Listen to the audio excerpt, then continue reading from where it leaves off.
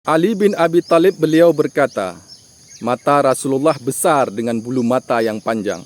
Hadis riwayat Tirmizi nomor 3627. Dari Jabir bin Samurah, dua mata Rasulullah sallallahu alaihi wasallam itu bercela alami. Bola matanya sangat hitam dan bagian putihnya sangat putih.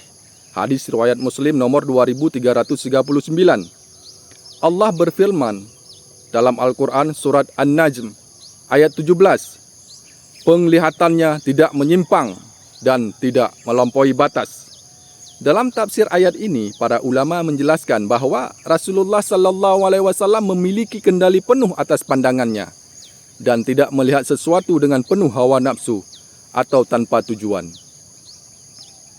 Ibnu Katsir menyebutkan bahwa mata Rasulullah memiliki daya tarik yang luar biasa dengan tatapan yang penuh wibawa dan kasih sayang.